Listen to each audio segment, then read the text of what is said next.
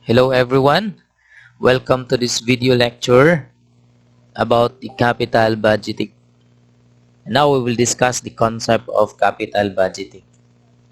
Now the concept of capital budgeting derived from the concept that whenever you want to make an investment, then the requirement is that it is necessary that you have an excess money. Okay, so that is the concept of investment, guys. That whenever you spend for investment, it is assumed that you have an excess money because the investment, guys, came from the excess money that you have. Now the question is that investment that you have chosen can make return to you? Is it profitable? Or is it acceptable to you? Now, when talking about capital budgeting, this will screen or evaluate the investment, whether it is acceptable or not. Now, let's define first what is capital budgeting. Capital budgeting is the process of deciding whether or not to commit resources to a project. Yung capital budgeting techniques, this is the evaluation of the projects or investment that would take a longer period of time. Ibig sabihin, yung capital budgeting, it talks about capital budgeting of a resources that will be put into a long-term investment. So, capital budgeting involves capital expenditures. Kapag pinag-usapan yung capital budgeting, guys, ang pinag-uusapan dyan is also capital expenditures. We will not talk about the revenue expenditures. Instead, capital expenditure. When we say capital expenditure, these are long-term commitment of resources to realize future benefits, and budgeting them is one of the most important areas of managerial decision. Ibig sabihin, ang pag-uusapan dyan is all about investment expenditures that will take a longer period of time. Pang long term po ang capital budgeting. Okay? So this is all about the long-term investment, long-term projects, okay, capital budgeting. Now, the overview of capital budgeting is that whenever you see an investment opportunity, okay, what's the basis of accepting? What's the basis of rejecting for that particular investment of opportunities? So, we will deal the capital budgeting in order to evaluate the project if it is acceptable or not. So, balik tayo. Now, what are the characteristics of capital investment decisions? First is the capital investment decisions usually require relatively large commitment of resources. Since the investment that we are talking here is all about long-term investments, so it requires a large commitment of the resources to be used for these particular investments. Then most capital investment decisions involve long-term period. So again and again, here in capital budgeting, we will talk about long-term investments. Then capital investment decisions are more difficult to reverse than short-term decisions. Since when we have funds or resources, or we have committed na to undertake that particular project, it is hard for us to reverse the decision than the short-term decision kasi for long-term yan. So, kailangan mayroon kang commitment for that particular investment or projects. Then, more difficult to reverse than short-term. Unlike sa mga short-term decisions, no, can easily be reversed. Okay? Hindi kasi kailangan ng strong or large commitment sa mga resources sa mga short-term decisions. Unlike sa capital investment decisions. The capital budgeting process. Okay, capital budgeting process. First is identification of potential problems. Potential projects. So here guys, yung mga investors ay mag-iisip kung ano yung mga investment opportunities na pwede nilang pag-investan. Pag nakikita na sila ng mga potential projects or potential investments, iisipin din nila kung ano yung cost and benefit. Kasi baka yung benefits ay hindi mag-exceed sa cost. Dapat yung cost ay lower than the benefits derived from these projects. And the third step is evaluate the proposed projects. So may nakita ka na, evaluate mo. Evaluate mo yung profitability, yung liquidity, kung ano yung may kayang ibigay ng project na yan. Then develop a capital budget kung meron na. Tapos re-evaluate the proposed project. Okay? Now, we have capital investment can be classified into dependent or contingent project and mutually exclusive project. Pag sinabing dependent or contingent project, these are projects, guys, that are and that will be undertaken when the other projects are being undertaken by the investor. So, yung dependent project, guys, magdedepende yan sa other projects. Kung ma-accept yung other project, hindi ma-accept din siya. Pero pag ma-reject yung ibang project, ma-reject din yung project na yon. So, dependent siya on the acceptance of the other projects.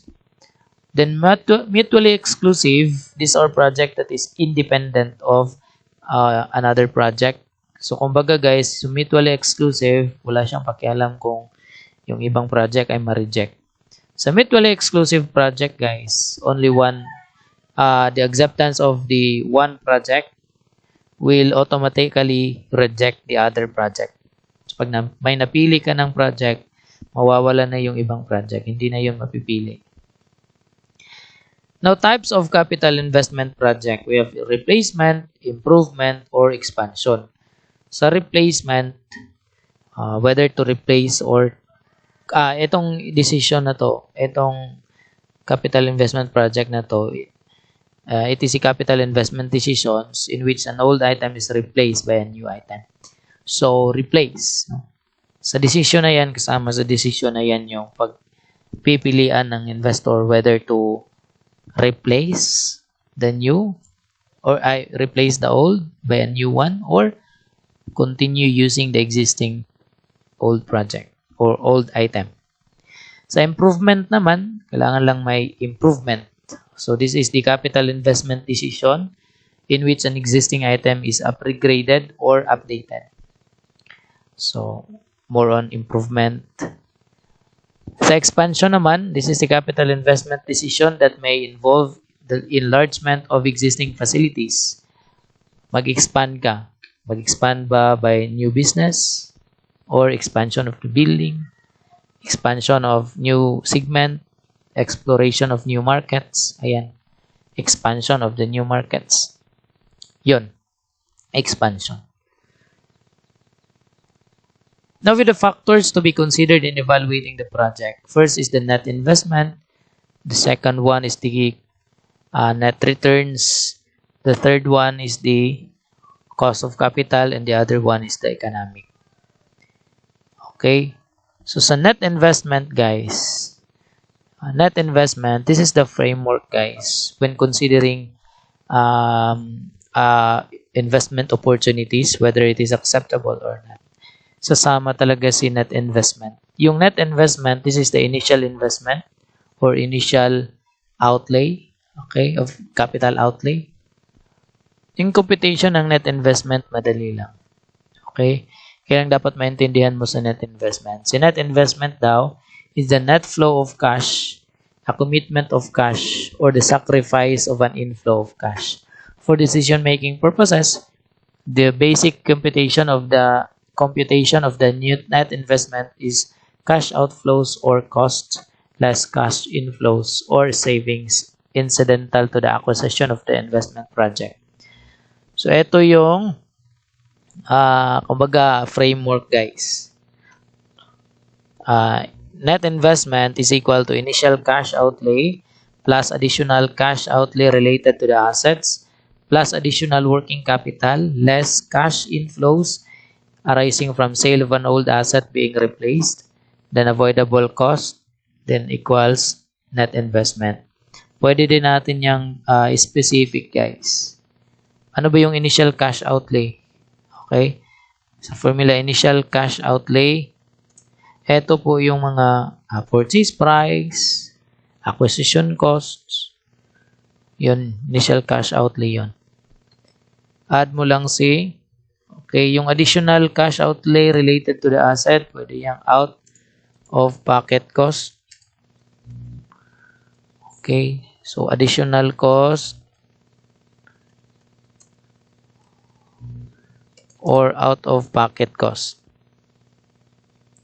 Add mo rin si, okay, add din natin si additional working capital. Additional working capital. Tapos, tax consequence. Okay. Tapos, total.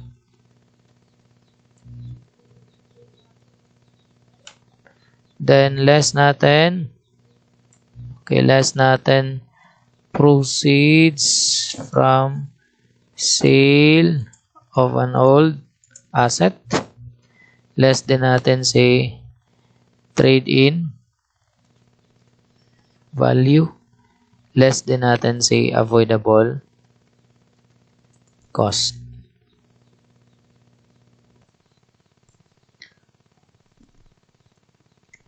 So less avoidable costs. Okay. So you can get na the net investment or net cost of investment. Okay.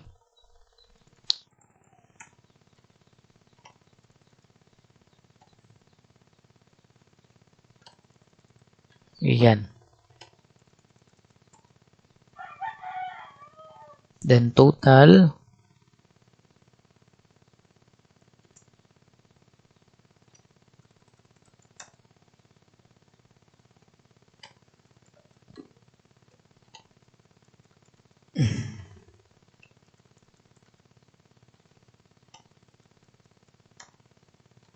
Ayan.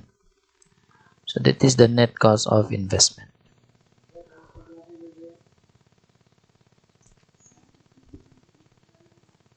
Okay, so that is the cost of investment.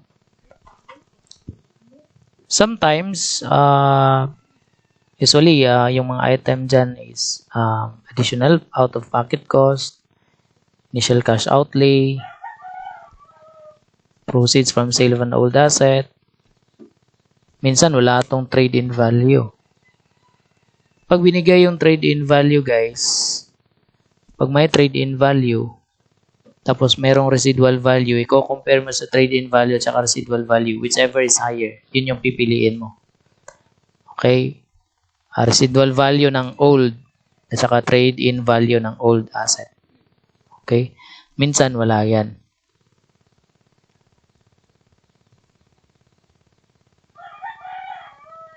Okay.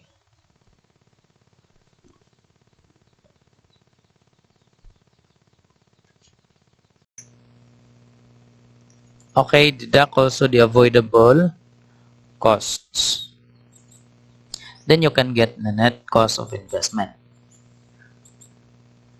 Now again, guys, this formula can be used to compute the net cost of investment.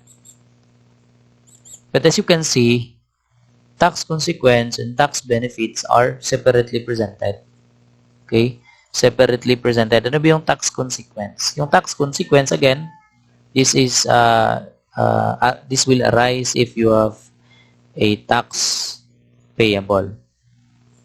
Tax benefit kapag ka may tax savings. Kailan ka magkaroon ng tax payable? Kung meron kang income, kung meron kang gains.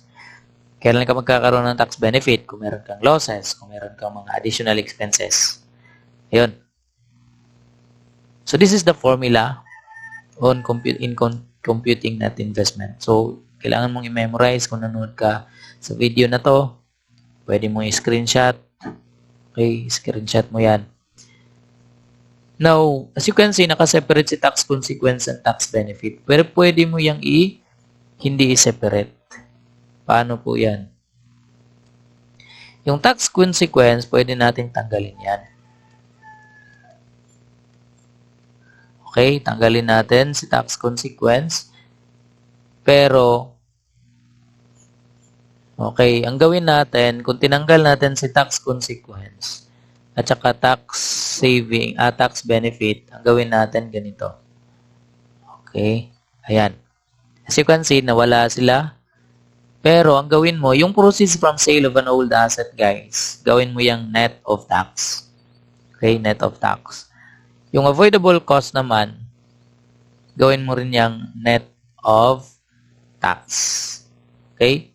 Net of tax. Ibig sabihin, kung may tax na related dyan, i-deduct mo. Okay, kung avoidable cost naman, magkakaroon yan ng increase in income, kaya meron siyang tax consequence dyan. I-deduct mo rin yan sa avoidable cost to include in the formula. Sa proceeds from sale, kung meron kang loss from sale of an old asset, ang gawin mo, i-add. Pero kung meron kang gain from sale of an old asset, yung tax dyan is i-deduct. Net of tax. Okay? So, ito yung formula niyan. Now, etong working capital, usually it happened at year 0. Pag sinabing year 0 at the beginning, kung kailan simulan yung project. Kasi yung net cost of investment, guys, ito po ay present value of investment. Present value of investment po yan. Ibig sabihin, yun ay present value at the beginning. Kung yung working capital at saka additional cost related sa investment is nangyari on subsequent years, halimbawa year 0, year 3, year 4, ang gawin mo, get the present value. I-discount mo yan, ipe-present value mo yan to include in the formula. Okay? I-present value.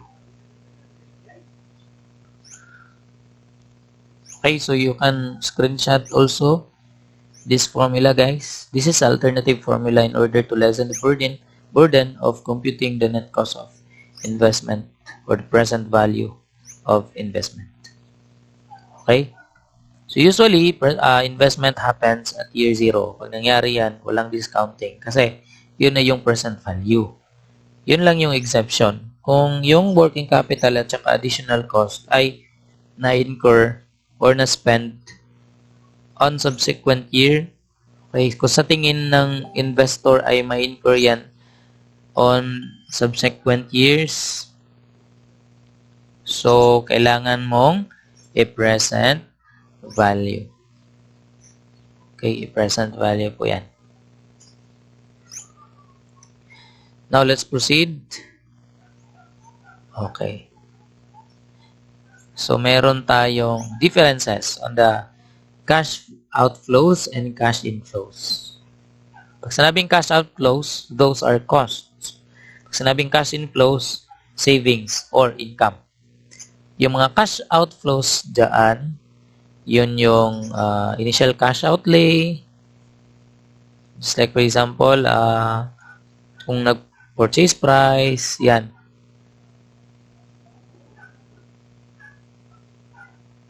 Yung working capital requirement to operate the project, cash outflow din po yan. Yung market value of existing current idle asset or idle asset which will be transferred or utilized in the operations of the proposed capital investment project. Idle assets, guys, which will be transferred. Halimbawa, pwede mo siyang i-trade in. Okay? Trade in. Kumbaga. Or, pwede mo yung gamitin pang bili or pang bayad. Yun ay cash outflow din po yun. Considered as cash outflow. Yung cash inflows naman or savings, which will include trade-in value of an old asset in case of replacement. So, kung trade-in, kumbaga, it is considered also as proceeds from sale of an old asset. Parang ganun yun yung trade-in ng old asset. Dito, hindi trade-in. Yung letter C dito sa cash outflow, hindi po trade-in pala. Pwede mo siyang pangbayad, no? Pangbayad. Or, ita-transfer mo yung assets na gagamitin. Idle asset kasi, hindi na gagamitin. Kaya, ginamit mo, pangbayad. Okay? Or utilize in the operations of the proposed capital investment project. Kumbaga, ginamit mo. Okay? Hindi mo itin-transfer, kundi ginamit mo, ni-utilize mo. Consider as cash outflow din po yan. Okay, parang cash outflow. Pero actually, hindi. For the purpose of this computation lang ng net cost of investment, yung market value of an existing current idle assets, okay, that will be transferred or utilized in the operation. Parang cash outflow siya. Dito naman sa trade-in, meron kang old asset, ginamit mo siya pang trade-in para bumili ng assets. This example, kung bumili ka ng bago, trade-in mo yung lumang asset. Ang assumption dyan, cash proceeds yan. Parang cash proceeds. Pero actually, hindi. Pero cash proceeds siya in the sense, for the purpose of computation of the net cost of investment. Okay? So, ito pala yung proceeds from old asset. Ito pala ay pwede ring trade-in of an old asset saka sale of an old asset for cash. Yan. Nakikita nyo yung proceeds from sale of an old asset. Yan. Pero dito, nakaseparate proceeds from sale of an old asset to be disposed due to the acquisition of the new project. Okay, proceeds from sale of an old asset, dagdagan natin yan. Kasi pwede, doon sa proceeds, pwede mong ilagay kasi doon si trade-in value. Pero kung nakaseparate siya, pwede ilagay mo yung trade-in of old asset. Yan. Ang ilalagay mo dyan is yung trade-in value. Okay? Ayan. Mas kumpleto siya. So again, you can have the screenshot of this formula. Now we have sample problem here. Okay. Key Corporation plans to replace a production machine that was acquired several years ago. Acquisition cost is 450,000 with a salvage value of 50,000. The machine being considered is worth 800,000 and the supplier is willing to accept the old machine at a trade-in value of 60,000. Should the company decide not to acquire the new machine, it needs to repair the old one at the cost of 200,000. Tax-wise, the trade-in transactions will not have any implications, but the cost to repair is tax deductible.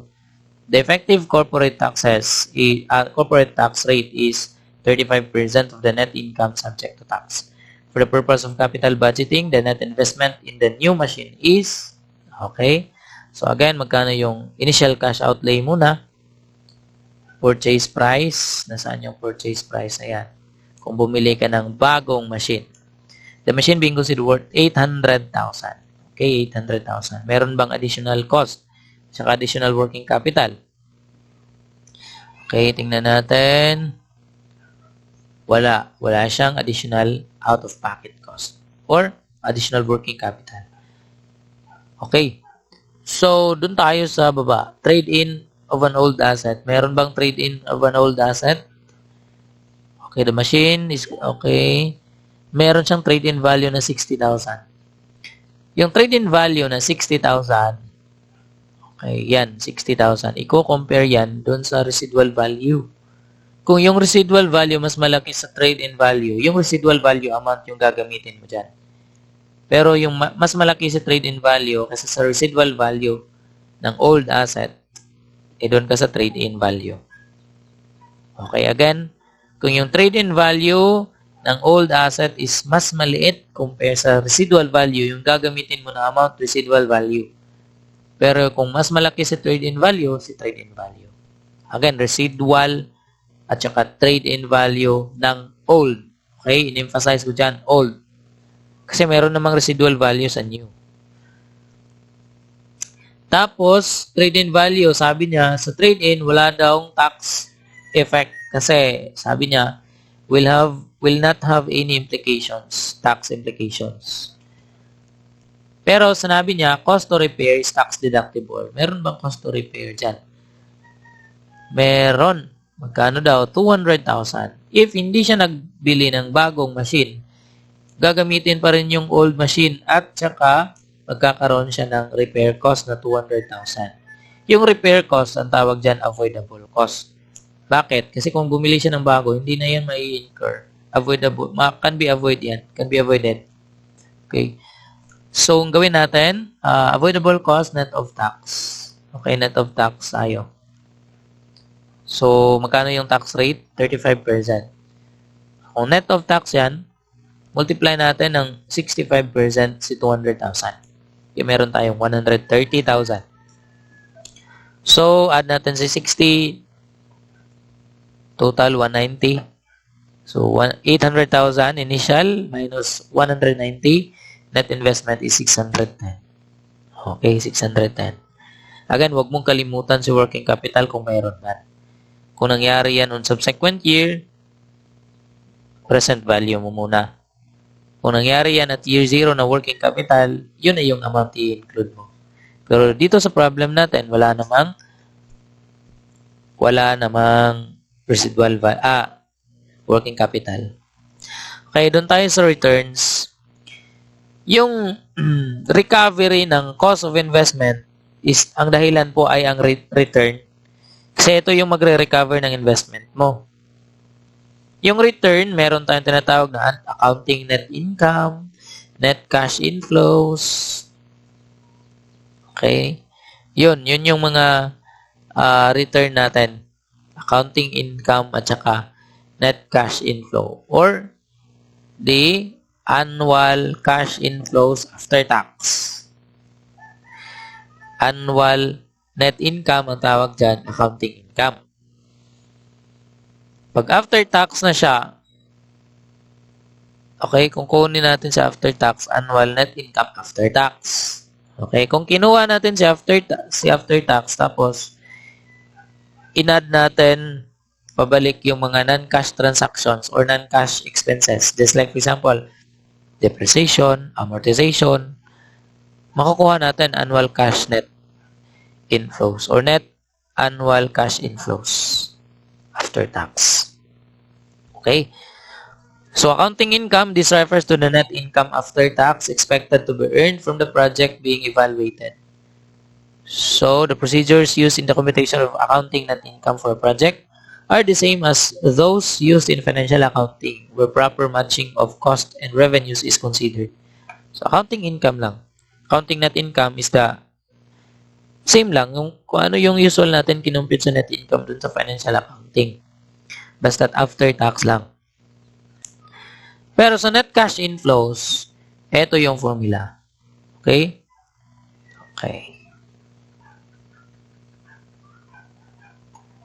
Sa module natin, sabi dyan, annual incremental revenue from project less incremental cash operating cost is equal to annual cash inflow before tax.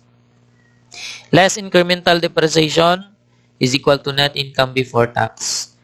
Less income tax is equal to net income after tax. Add mo balik yung incremental depreciation, yung annual net cash inflow after tax. Or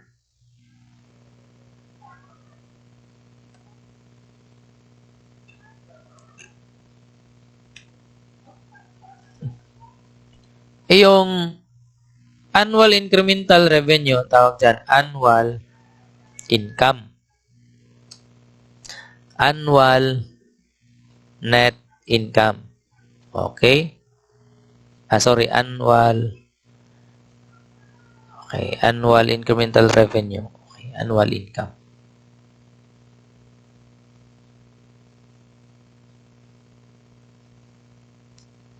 Ano ba yan?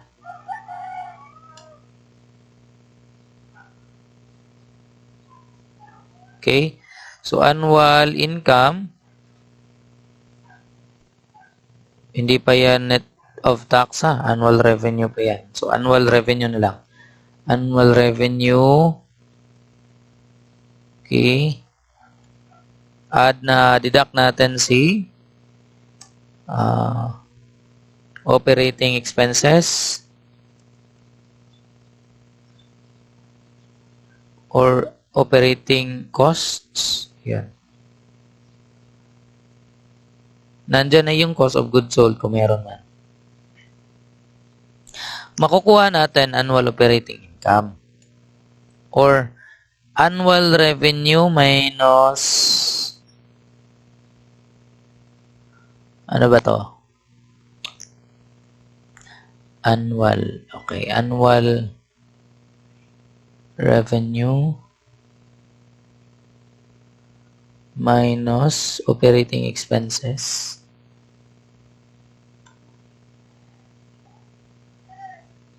is equal to annual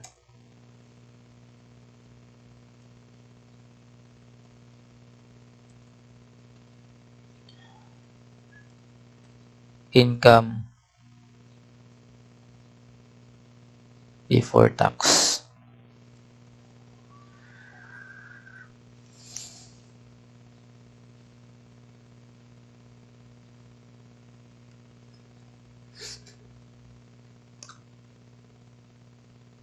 Annual net income. Baguhin natin yung formula. Si annual incremental revenue minus incremental cash operating costs. Okay? Annual cash inflow equals annual cash inflow before taxes minus depreciation, incremental depreciation, net income before taxes. Less income tax is equal to net income after tax. Add mo yung incremental depreciation is equal to net annual net cash inflow after tax. Okay, ganito na lang. Una mong kunin is si ASI. Ano ba yung ASI na yan? Annual cash income. Okay? Annual cash income po yan. Paano kukunin si annual cash income? Okay. Annual cash income is the same with annual cash inflow before tax. Okay? The same with annual cash inflow before tax. So, annual cash inflow or annual cash income, same lang yan. Ayan. Annual cash income. Paano kunin si annual cash income? Or si ASI? Annual revenue minus incremental operating costs. Cash operating cost pala. Okay, cash operating cost. So, annual revenue minus cash operating cost. Or annual cash revenue minus annual cash operating cost. Yun. So, kunin mo si annual cash income. Tapos, deduct mo si depreciation. Kumbaga, i-deduct mo yung non-cash income. Non-cash expenses. Less depreciation expense. Then this is the annual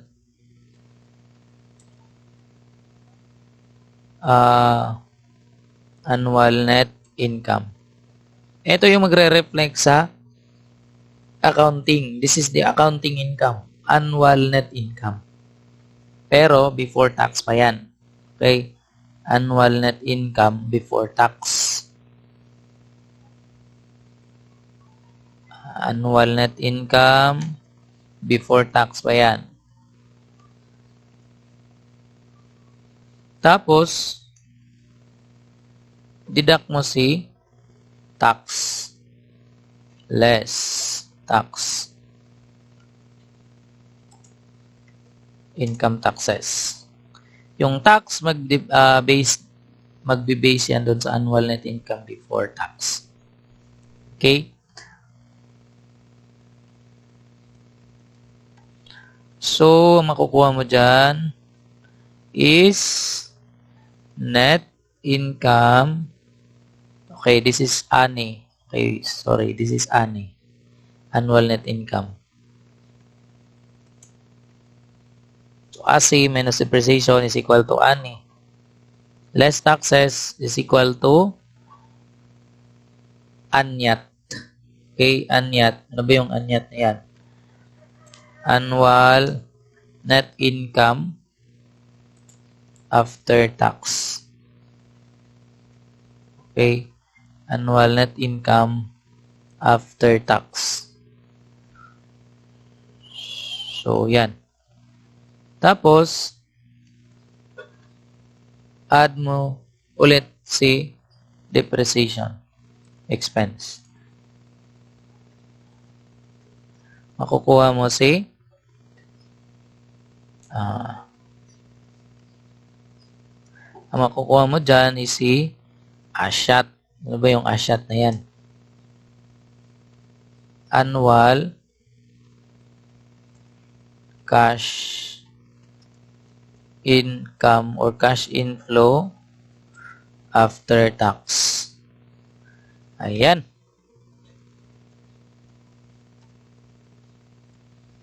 O, ayan po. Annual cash income.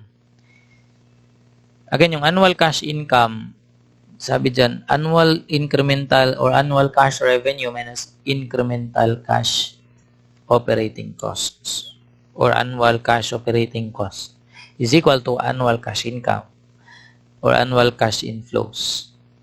Less depreciation is equal to annual net income before tax. Less taxes is equal to annual net income after tax. Add mo balik si depreciation expense. This is annual cash inflow after tax. Yung pinaka-importante dito sa capital budgeting is ito, si ASHAT. Okay. Yan. Kasi usually, yan yung ginagamit natin for evaluating investment opportunities. Okay? So, we have an example. Meron ba tayong example? Meron pa. Ito. How to compute the net cash savings. Kasi, yung net cash inflows, hindi lang po nagmula sa income, kundi pwede rin sa savings. Okay? Pwede rin sa savings. Okay? Pwede rin sa savings, yung annual cash inflow natin. Eto. Sa savings naman, cash operating costs, kasi ito kasing formula ginamit natin is, meron tayong income, merong sales, merong operating expenses, ganun. Dito, meron din tayong cash inflow kung merong cash savings. How to compute? Okay, cash operating costs, if the old asset or method is used, kumbaga savings to from operating cost. Okay? Deduct mo si annual cash operating cost if the new asset or method is used. So, yung cash operating cost mo ng old, i-compare mo si cash operating cost ng new, meron kang savings. Kailan mayroong savings? Kung malaki yung operating cost ng old compare sa new. Kasi na-avoid mo yung cost ng old. Kaya kung malaki yun, meaning meron kang savings. Kung mas malaki yun compare sa operating cost ng bagong asset or method. So, meron kang savings before tax, less depreciation. Makukuha mo increase in income before taxes. Okay, less tax is equal to increase in income after tax. I-add mo naman balik si incremental depreciation is equal to net cash savings after tax. Same lang yung concept dito, guys. Dito, sa kung meron kang income. Kaya lang dito, ang term dito is savings. Kung meron kang savings. Kailan magkaroon ng savings? Again, kung yung operating cost ng old asset or old method is greater than the annual operating cost ng new asset or new method. Ibig sabihin kasi, mas malaki yung na-avoid mo. Okay? Kaya meron kang savings. So, we have a sample problem here. Okay? So, Lino Company, a calendar company, purchased a new machine for 280,000 on January 1. Depreciation for tax purposes will be 35,000 annually for 8 years. The accounting rate of return is expected to be 15% on the initial increase in required investment. On the assumption of a uniform cash inflow and the tax rate is 30%. This investment is expected to provide annual cash flow from operations net of income taxes of. Okay, so tinanong dyan, cash inflow or ASHAT. Okay, ASHAT ang tinanong. So, una, kunin mo si net income before tax. How to compute? Given. Okay, depreciation 35. Ang sabi kasi dyan, yung accounting book value or accounting rate of return is expected to be 15% on the initial increase in the required investment. Yung ARR kasi, or accounting rate of return, how to compute the accounting rate of return? ARR, compute na natin.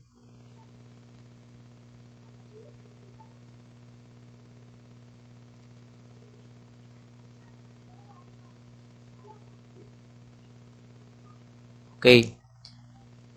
So, ARR is equal to net income, accounting net income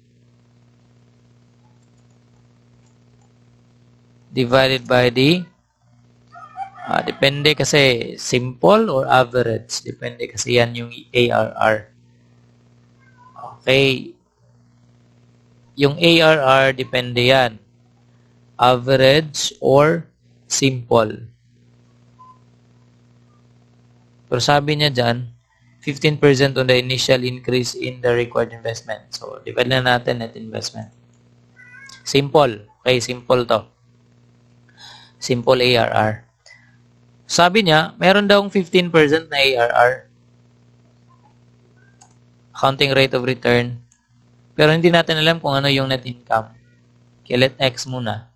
Then divide natin si net investment.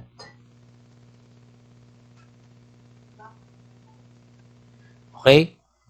So, kung 15%, magkano pa lang yung net investment natin? Diyan, 280,000. Okay, 280,000. Kung merong 15% na ARR, ibig sabihin yung net income, 15% ng 280,000. Okay, so 280,000 times 0.15, ibig sabihin yung ARR natin is kano? 42,000. Okay, so yun yung ginamit dito, guys. Kumbaga, meron ng application ng concept ng ARR dito. Pero again, yung kunin lang natin is net income. Yun yung pinaka-importante dyan. Tapos, kung nakuha na natin si net income before tax, pag sinabing net income before tax, ibig sabihin, kasi dito, net income, ARR is equal to accounting net income before tax. Okay. Meron lang tayong correction dito. Kasi sa ARR kasi, ang pag-compute is accounting net income after tax dapat yan. Kaya yung nakukuha natin si 42, after tax na yan. Kaya baguhin ko lang yung solution. Meron lang correction dyan. Okay? So, accounting net income. Wala naman sinabi na before tax yan eh. Okay? Pero kung kukumputin mo si ARR, yung gagamitin na net income dyan is after tax kasi dapat. Anyat yung gagamitin dyan. Annual net income after tax. Okay? So, itong 42, hindi na to net income before tax. After tax na yan. Okay? Net income. Babaguhin ko lang ha. Net income before tax, after tax. Okay, net income after tax is kano daw? 42,000. Okay? So, kung after tax yan, ibig sabihin, na-deduct na si depreciation, na-deduct na rin si tax. Kaya ang gawin natin, add back si depreciation. Okay, add back si depreciation. Yun na yun. Again, in computing the ARR, malalaman natin yan. Meron niyang proper computation dun sa screening the project. Okay, add mo yung depreciation na, magkano yung depreciation? 35,000. Add mo sa 35. Okay. Kasi pag sinabing ARR, annual net income after tax divided by investment kasi yan. Then this is the annual cash inflow after tax. Okay, this is, magkano lahat yan? 77,000. Yan. Yan dapat. Hindi ka na dapat nag-deduct pa ulit ng tax kasi yung makukuha mong net income dyan when we consider the ARR formula is the net income after tax na. Okay? So, ito dapat yung computation, guys. Ito dapat. Okay, let's proceed. Cost of capital. Okay, one of the factors to be considered in capital budgeting is the cost of capital, guys. Okay, cost of capital. This is the cutoff rate, minimum desired rate, minimum acceptable rate, target rate, standard rate, or hurdle rate. Yan. This is the cost of using funds which serve as the standard rate in which comparison are to be made. So, ito yung cost of capital, guys. Ang gamitan natin, okay, one of the importance of cost of capital in capital budgeting is that when we made investment, guys, dapat yung return natin mag-exceed ng cost of capital. Okay? So, yung capital natin can be debt or equity. As you have learned in your Finance 33, kung meron kayong Finance 33, kung meron tayong isang source of fund, edi wala tayong problema to compute cost of capital. Halimbawa, meron tayong bonds. Bonds lang talaga. Bond liability, yung source of capital natin is debt, utang. Kung merong isang bond, wala tayong problema to compute the cost of capital since yung cost of capital ng debt is the interest rate which is after tax. So, after tax na interest rate. Pero yung question kasi pag merong two or more sources of funds, just like for example, merong bonds, merong preference shares, merong common shares, kumbaga combination of debt and equity. Ang gawin natin is compute the weighted average cost of capital. Okay, average of cost of capital. Ito yung i-compare natin doon sa rate of return natin. Okay, dapat again mag-exceed yung rate of return or the internal rate of return compare sa cost of capital. Okay? So, yung cost of capital also can be used to discount. Okay, gagamitin natin yan kung walang discount rate na binigay, walang effective rate na binigay. Ang gawin mo, i-discount yung mga item na kailangang i-discount using the cost of capital. Okay? So, yun. So, when financing comes from combination of the various sources, the weighted average cost of capital must be computed.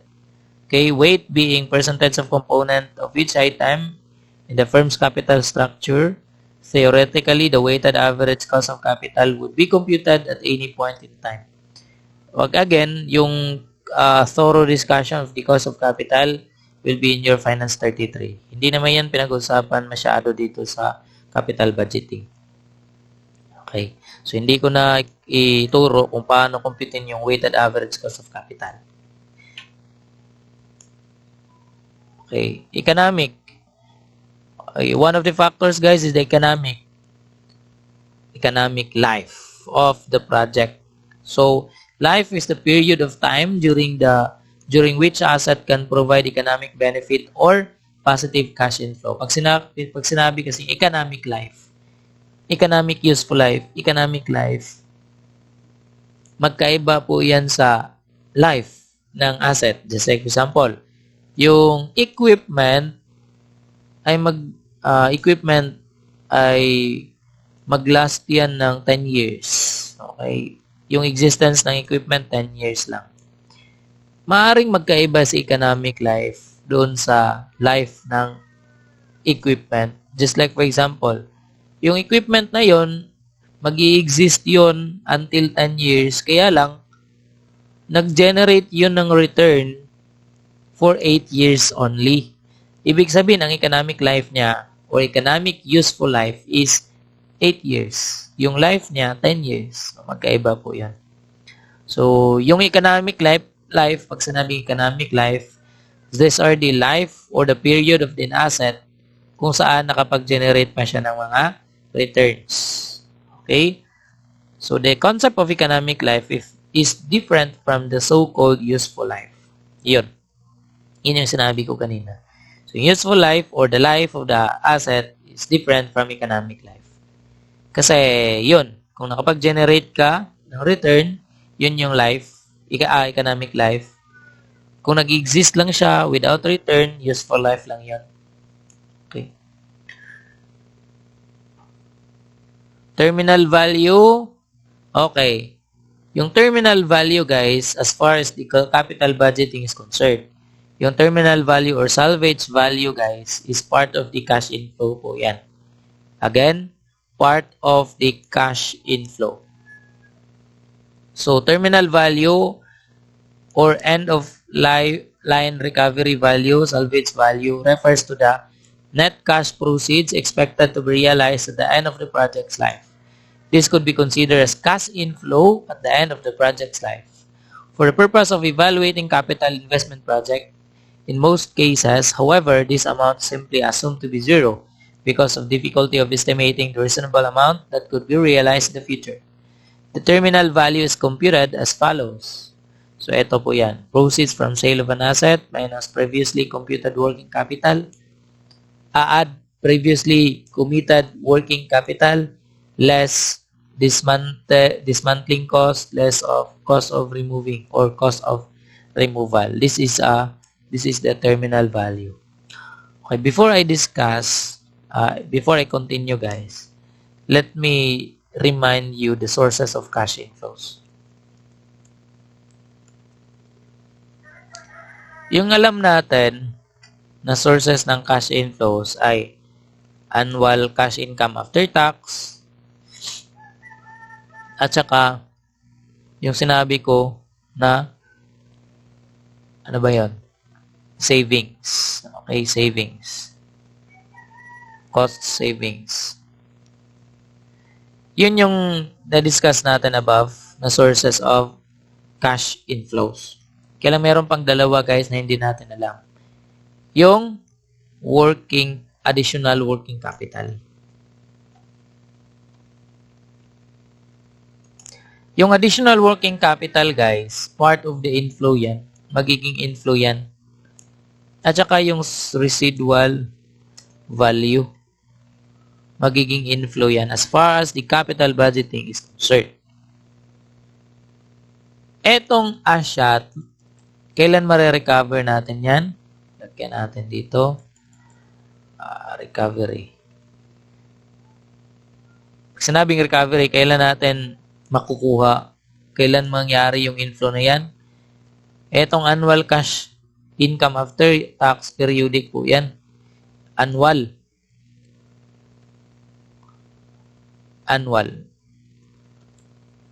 Etong cost savings, pwede ring periodic or annual. Pero sa additional working capital, ma-recover natin yan at the end of project's life. Okay? At the end of project. Without tax effect. Ibig sabihin guys, magiging inflow yung additional working capital without tax implications. Si residual value, kailan ma-recover yan? End of project pa rin. Okay? End of project, kaya lang with tax effect. Ibig sabihin, merong tax implications. Kumbaga, magiging inflow yan, part of the inflow. Tapos, net of tax kung merong tax applicable. Okay? So, merong tax effect. Sa additional working capital, walang tax implication. Walang tax effect. Yan yung sources of cash inflows mo. Now, we are now in the methods of evaluating the projects. O ito na yung screening na sinasabi ko kanina. On what's the basis of accepting or rejecting the project. Okay. Yung screening or methods of evaluating the projects, guys, or investments. Mayroon tayong tinatawag na traditional at meron din tayong tinatawag na modern. Okay? Traditional at saka modern. First is ito, yung mga non-discounted cash flows, ito yung traditional. Yung mga discounted cash flow approach, ito yung modern. Pinagkaiba lang, gumamit lang po ng time value of money effect yung modern or the discounted cash flows. So sa non-discounted cash flows or this is the traditional, ito po ay payback period, bailout period, accounting rate of return, payback period. Yung sa discounted cash flow naman, net present value, profitability index, discounted payback period, discounted cash flow rate of return.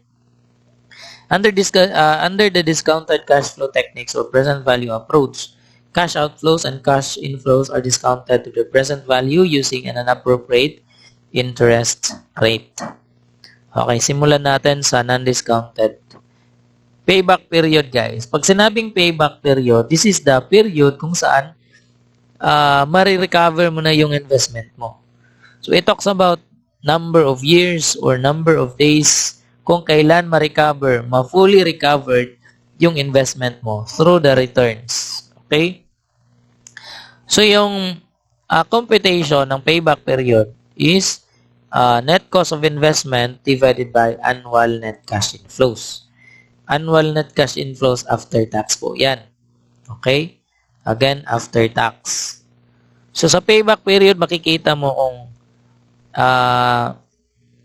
gaano katagal or gaano kabilis makakapag-recover ng investment. Okay? So, yung decision dyan, whether to accept that investment or not, okay.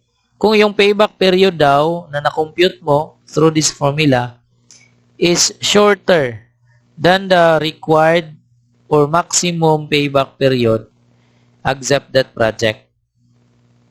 Pero kung yung payback period na na-compute mo is longer than the maximum payback period set by the management, then reject that project.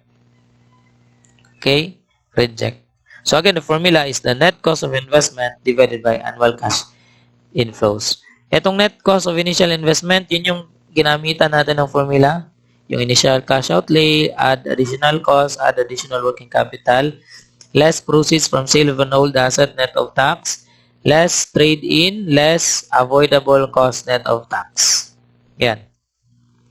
So what are the advantages of payback period? It is easy to compute and to understand. So madali lang computein. It is used to measure the degree of risk associated with the project. Risks pala. Bakit risks? It talks about the risks, no, kung kailan makapag-recover. Baka kasi hindi makapag-recover ng mabilisan si project. Kaya may risks associated on the project, particularly liquidity risks. Okay? Liquidity risks. Generally, longer period, higher the risks. Mas mataas yung payback period, guys, mas mataas yung risk. Baka kasi hindi makapag-recover yung project na yun. Ano pa? It is used to select projects with which provide a quick return of invested funds. Quick return of invested funds. Ano yung mga disadvantages? It does not recognize time value of money. Since this is non-discounted cash flows, wala pong time value of money effect. Number 2, it ignores the impact of cash inflows after the payback. Kasi ang i-consider lang po sa payback period is until kung saan siya makapag-recover ng investment. Wala na po tayong evaluation dun sa mga returns after natin after natin ma-reach si payback period. Okay? After the payback period, guys, halimbawa, nakapag-recover na siya 4 years. Yung mga returns natin beyond 4 years, wala nang analysis doon kapag payback period ang ating evaluation method. Okay? So, yung analysis natin is mag-e-end lang doon sa recovery ng investment. Beyond than that, wala na tayong analysis. Yun yung isang disadvantage ng payback.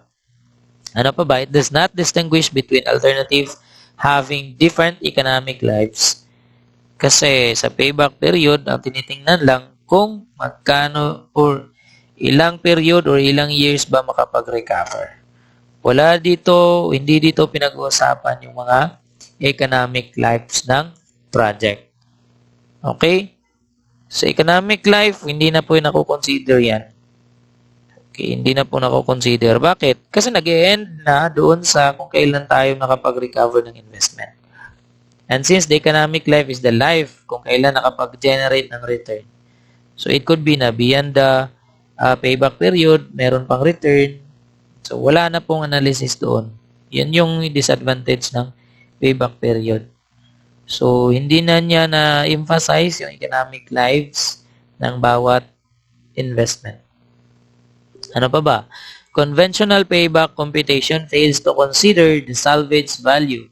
Kasi sabi ko, yung salvage value is part of the return yan, no? Part of the return.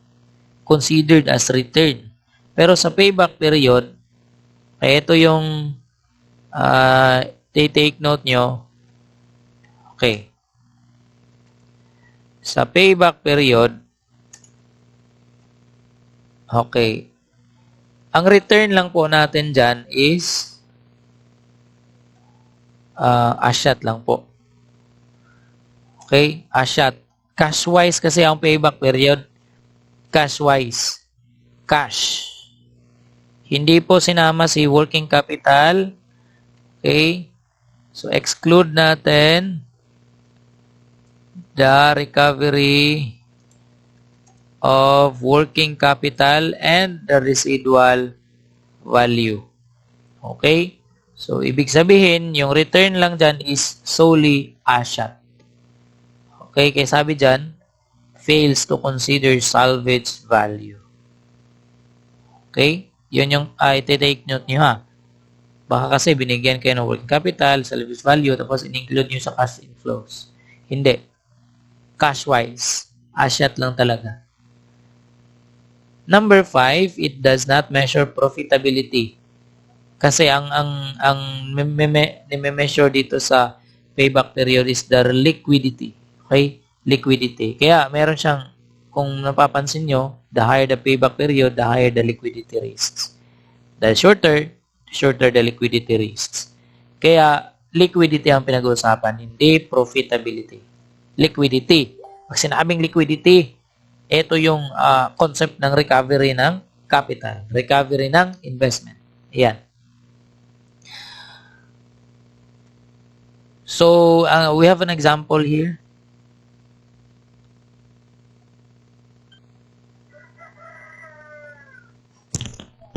Okay, so we have an example here.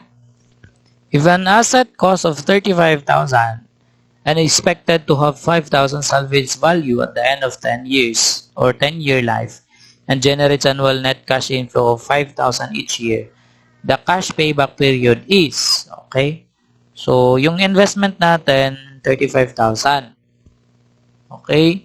Meron siyang annual net cash inflow. Okay, asyat na po yan. Na 5,000.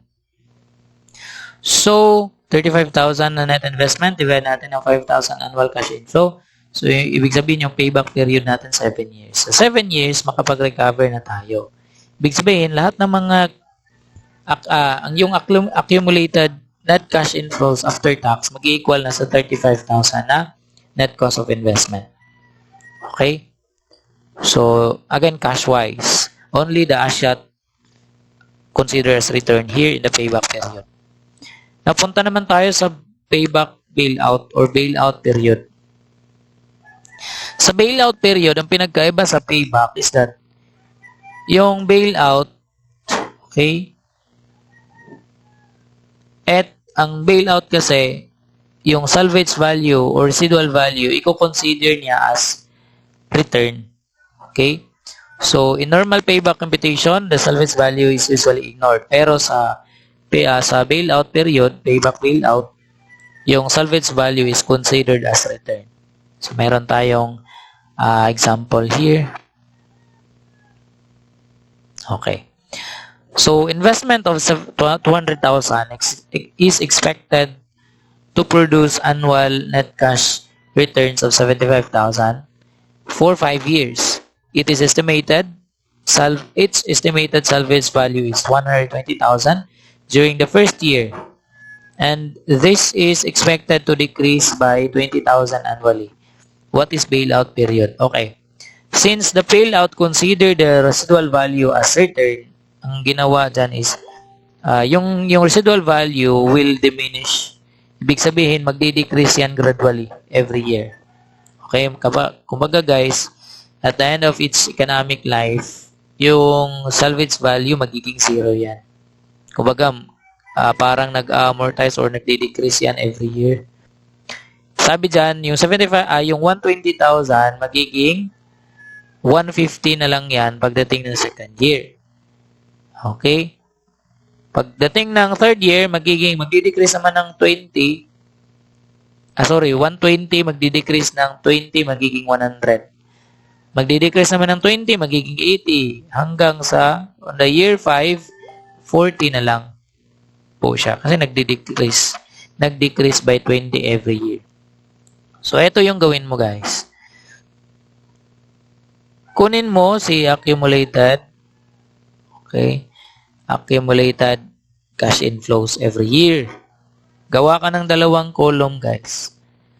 Okay, gawa ka ng dalawang column.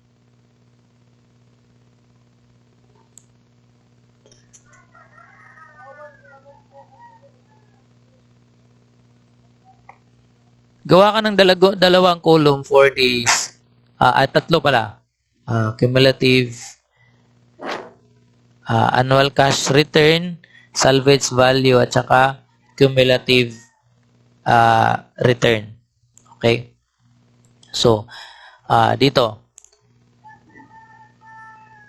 Sa year 1, meron siyang 50,000 annual cash return.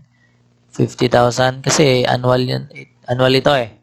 50-50 every year. Sa year 1 salvage value, merong 120. Kaya yung cumulative value dyan is 50 plus 120 is equal to 170. Okay? Is equal to 170. Now, on the year 2, ang cumulative niya is 50 plus 50 plus 100. Ayan, no? Tapos, ayan. Oh. Again, 50 sa year 1 plus year 2, 50 plus 100 na salvage value on the year 2. Magkano na yung total return? 200. Okay? dapat pinag-aralan yan. Kasi, importanteng alam mo kung how to compute the cumulative value. Yung investment natin, 200. Right? Yung investment natin, 200. Ibig sabihin, kung meron na tayong accumulated return on the year 2, meron na tayong bailout period na 2 years. Naintindihan? Bailout period na 2 years. Kailang how about ganito guys? Halimbawa, gawa tayo ng illustration. Another example guys. Okay, another example. How about hindi to 120?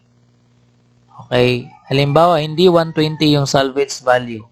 Tapos same lang, mag-decrease by 20 every year. Okay, palagay natin.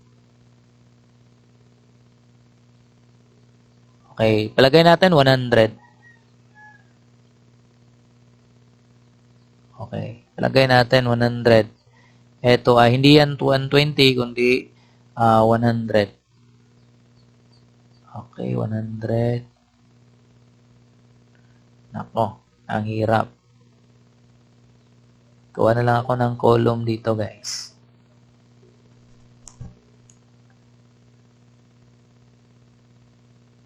Insert table. Okay. Gawa ako ng table dito.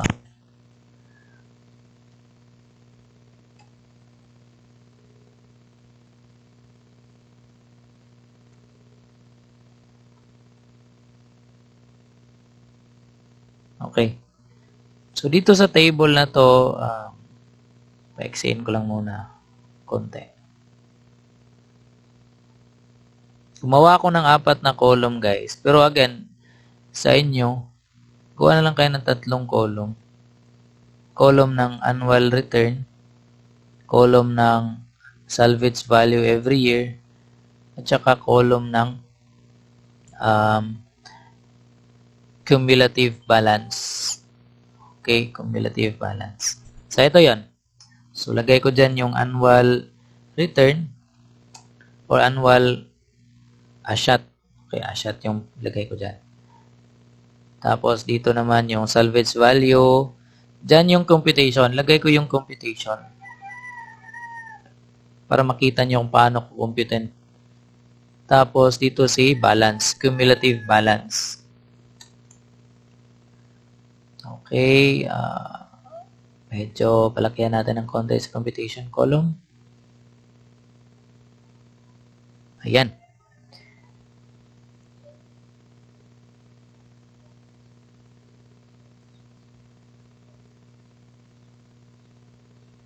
Hirap pag walang mouse. O, ayan. So, meron tayong 50,000 every year na annual return. Palagay natin hindi 120 kundi 100,000 lang yung salvage value. Okay. Magiging 80 na yan. Okay.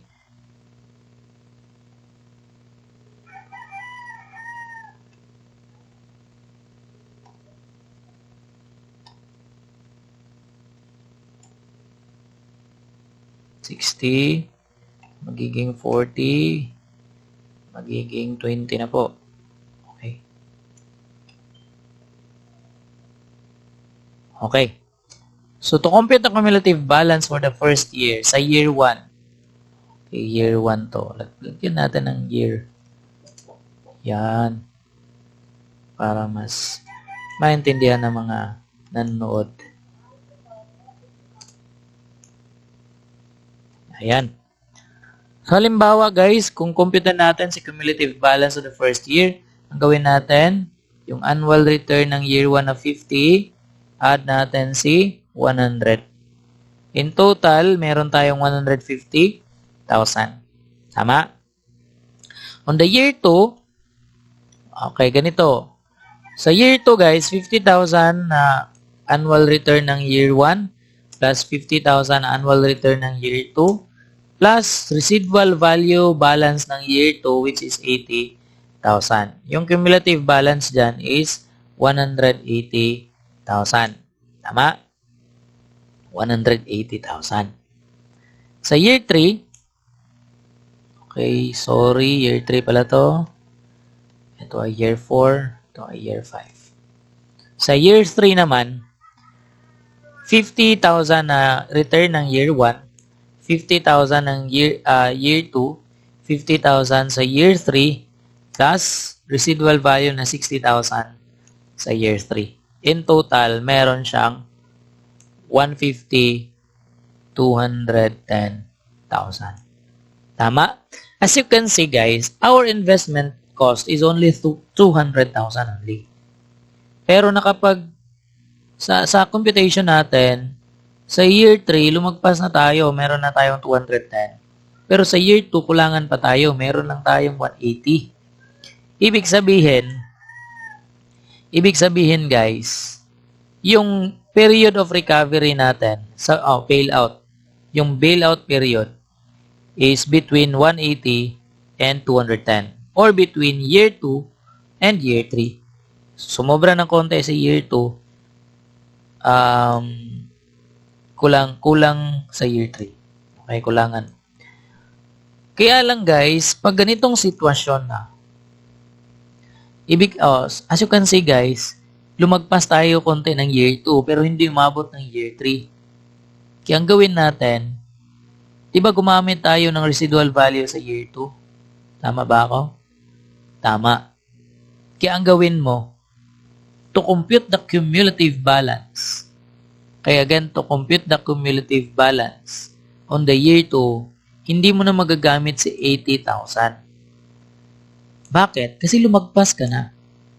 Lumagpas ka na kasi nag-diminish yan eh. Magdi-diminish yan. Ibig sabihin, kung sumobra ka sa year 2, ibig sabihin, hindi mo na magagamit si 80. Kaya ang gawin mo, gamitin mo si 60. Kaya instead of using 80, you will use 60,000. Kaya yung cumulative balance dyan, for the purpose of computing the bailout, hindi na po 180, kundi 160 lang po. Okay? 160. So, pinakita ko lang kung paano natin computein. Instead of 80, kasi lumagpas na ka, above 2 years na, huwag mo nang gamitin si 80, kasi nag-diminish na yan eh. Nang gamitin mo si 60, mas conservative, 60. Okay? So, yan. 60. 160. Okay? 160. So, in computing the bailout period, sabi ko kanina, instead of 180, magiging 160 na. Bakit ka? Bakit nga? Bakit ulit? Kasi lumagpas ka ng 2 years, hindi mo na magagamit si residual value na 80. Ang gawin mo, kunin mo si cumulative return, tapos i-add mo si salvage value on the 3rd year, which is 60 na. Okay? Kasi lumagpas ka na ng 2 years. Hindi mo na magagamit si 80. So, ang gawin mo, to compute the bailout period, okay, to compute the bailout period, payback bailout is equal to, okay, magkano yung cumulative balance natin? 160. Tama? Yung net investment natin is 200. Tama? Kaya lang meron na tayong 2 years. Umabot na tayo ng 2 years. Ang gawin natin, kunin natin yung exact years. Kasi in between between year 2 and year 3, ibig sabihin, meron na tayong 2 years. Okay? Kunin lang natin yung sobra sa 2 years na hindi umabot ng 1 year. Kasi hindi pa umabot ng year 3 naman.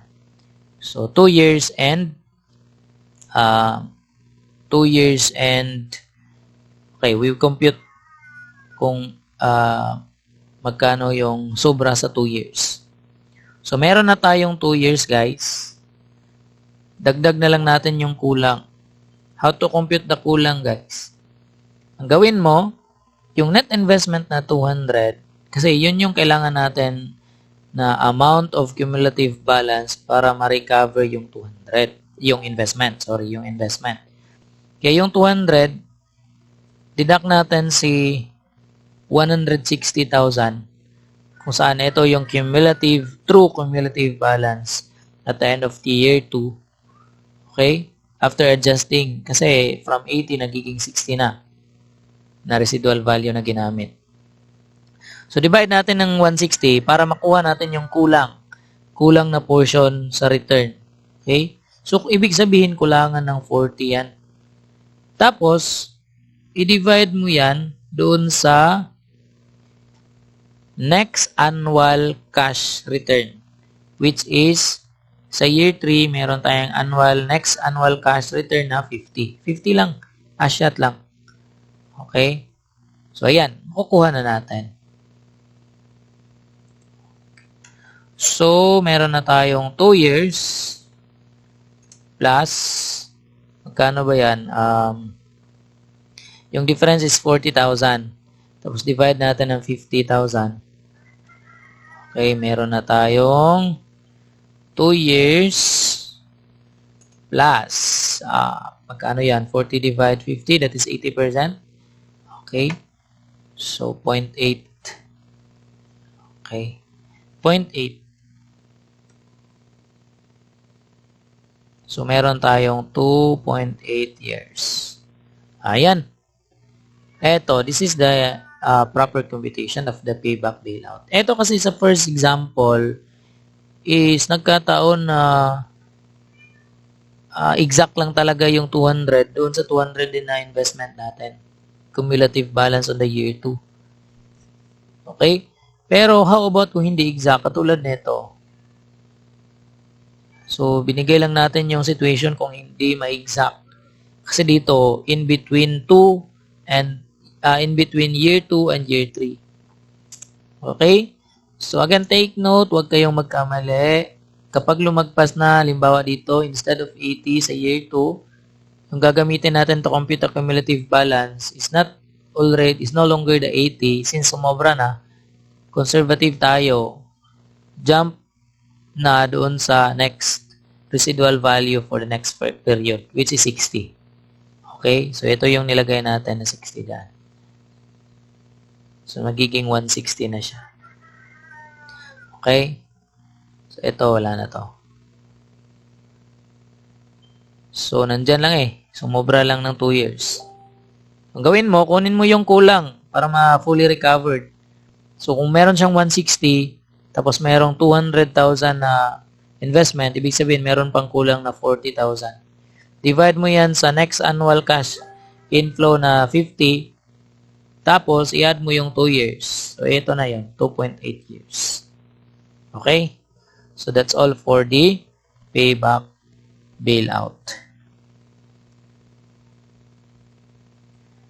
Okay, let's proceed to the next method, undiscounted pa rin, accounting rate of return. Sa accounting rate of return, again, merong dalawa. We have the average accounting rate of return at saka meron din tayong simple accounting rate of return. So, hindi na binigay dito sa problem kung merong simple at saka average. Average lang kasi yung pinipresent dito. So, ipe-present ko na rin kung ano yung average simple ARR at saka average accounting rate of return. Okay? So, yung simple accounting rate of return, guys, is just equal to anyat. Ano nga yung anyat? Yung sinabi ko kanina, annual net income after tax. Divide mo lang siya sa original investment. Ayan. Yung sa average ARR naman, or the average accounting rate of return, it is equal to anyat divided by average investment. How to compute the average investment, guys? Okay? So, average investment is equal to original capital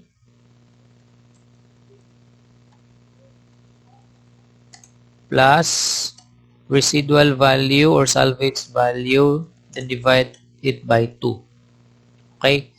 So, if the problem is silent, ang gagamitin mo is the average. Okay? Again, kung silent yung problem, kung simple ba or average, yung gagamitin mo average. Kasi ito yung makapagbigay ng mas accurate na information. Okay? Mas accurate si average. Okay. So, ang decision rule, guys, is that if yung ARR mo na makompute is greater than the minimum required rate of return, which is normally the cost of capital, guys. No? Cost of capital kasi yung required return ng mga investor or yung mga kinunan mo ng capital. So, kung mas malaki yung ARR, go. Proceed. Accept. Pag mas maliit, reject. Okay? Okay. Kaya lang, when 2 or more projects are being evaluated and their ARRs are greater than the cost of capital, the project with the highest rate of return is accepted. Ayun. Okay, we have an example. By the way, what are the advantages and disadvantages of ARR? First, it is advantage. It is easy to understood by the investors, and then it is easy. It is used as a rough preliminary screening device of investment proposal. Kaya lang ano yung mga disadvantages? Hindi po siya gamit ng time value of money. It does not consider also the timing component of cash inflows. Then, different averaging techniques may yield inaccurate answers. And it utilizes the concept of capital and income primarily designed for purpose of financial statements preparation which may not be relevant to the evaluation of investment proposal. Bakit sinabi niya sa number 4? Kasi ang ginamit natin is annual net income, which is the accounting net income. Okay? Sa MAS kasi, hindi masyado ginamit si financial accounting, sa accounting income. More on cash flows kasi. Kasi pinag-uusapan dito yung totoong return. Sa financial accounting kasi, ang daming hindi totoo.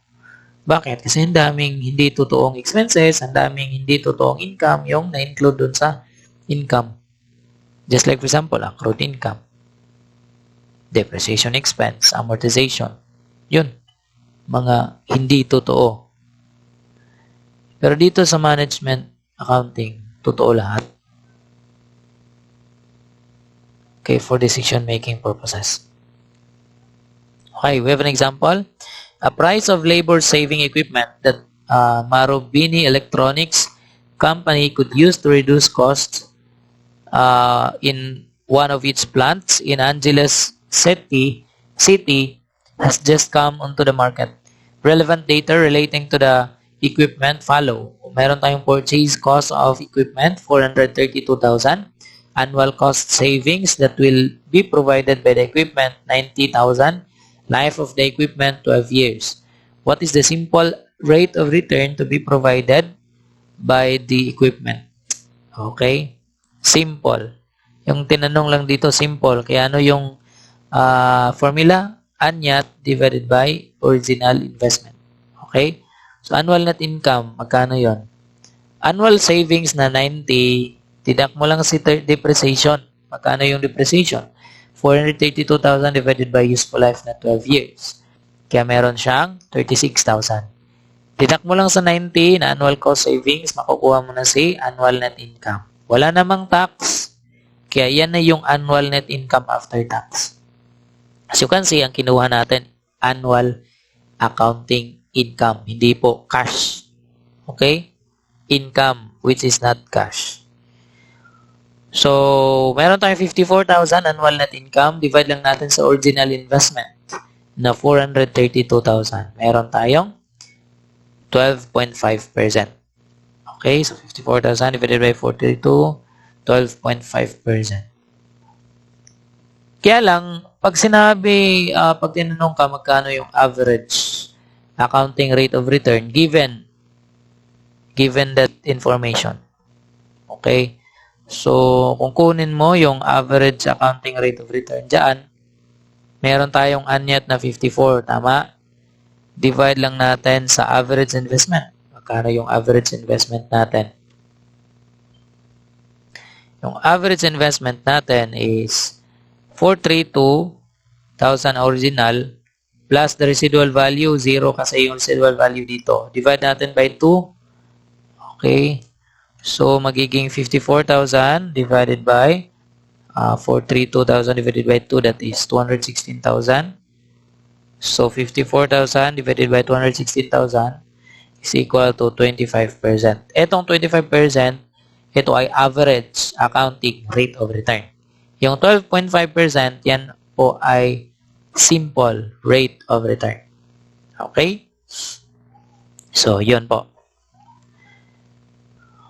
Now, let's proceed to the payback reciprocal. Sa payback reciprocal naman, ito po ay kabaliktaran ng payback period. The formula is that payback reciprocal is equal to net cash inflows divided by net investment. Okay? So, net cash inflows divided by net investment. Sa payback period, yung formula natin na ginamit is net investment divided by net cash inflows. Kumbaga, baliktaran lang po ng payback period yung payback reciprocal. Kaya, alternative formula is 1 divided by payback period. Okay? Okay, we have an example again. The same data, kaya lang, yung pinakompute dito is payback reciprocal. So, ang gawin natin, net cash inflows. Yung 54, nagiging net cash inflows na yan. Bakit? Bakit? Okay, di ba meron tayong 54 annual net income?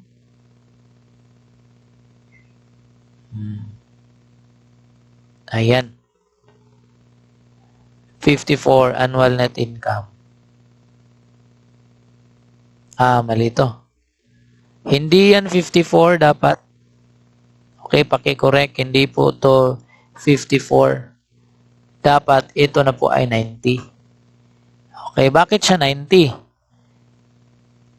Kasi walang tax. Okay, walang tax po. Pag walang tax, walang silbi sa depreciation kung walang tax. Bakit? Magagamit lang sa depreciation kung merong tax kasi may tax effect. Kung walang tax effect, kailan ba magkaroon ng tax effect? Kung merong expense, particularly depreciation expense. Kung walang tax, edi walang silbi sa depreciation. Kaya yung annual cash inflow natin will just equal to the annual cost savings. Kaya hindi po 54,000 yung gagamitin natin dyan. Kung hindi, 90,000. Okay, again, 90,000. Naintindihan po ba? Hindi po annual net income. Kasi si 54 po ay annual net income po yan. Again, si 54, annual income, which is deducted po si depreciation. Kaya kung kunin mo si annual cash or net cash income after tax, annual cash flow after tax, i-add back mo sa depreciation, di ba? Kaya add back mo si 36, magiging 90 pa rin.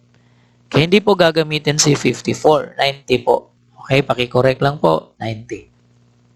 Okay, so 90,000, divide mo lang sa 432,000. Okay, so 90,000 divided by 432 is equal to, hindi po 12.5%, kung hindi po ay 20.83%. Okay, so ito po ay 20 pasensya na po, wala po akong mouse na ginamit, kaya ganito po yung resulta. Dito na lang po ako magta-type.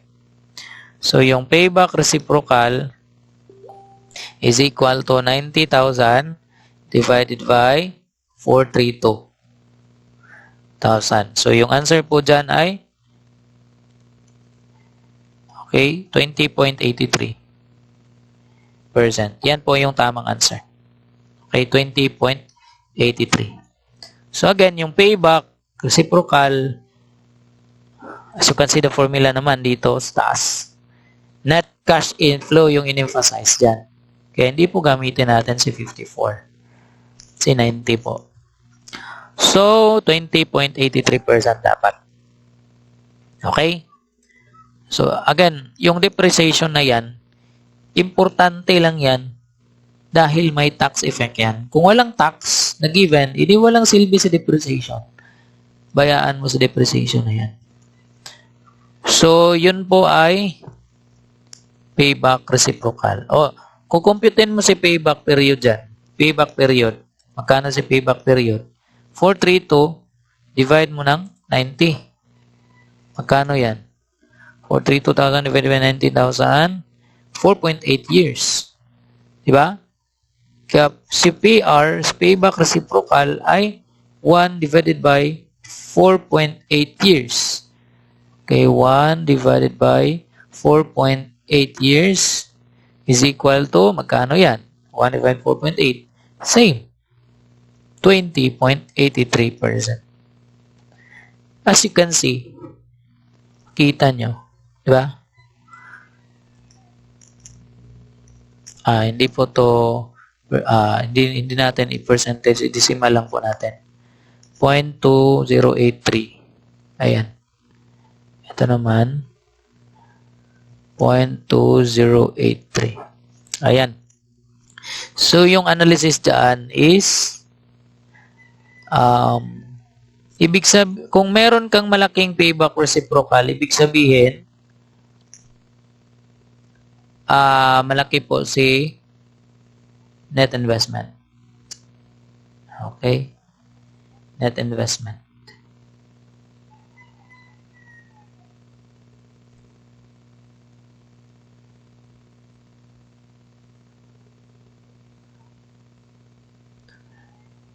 Basta baliktad lang po siya sa payback period. Okay? Baliktad lang po sa payback. Okay, so those are the non-discounted cash flows, guys. So I will just end this discussion on this non-discounted cash flows. At abangan niyo po yung discussion ng discounted cash flows techniques in the capital budgeting. So thank you for watching this video.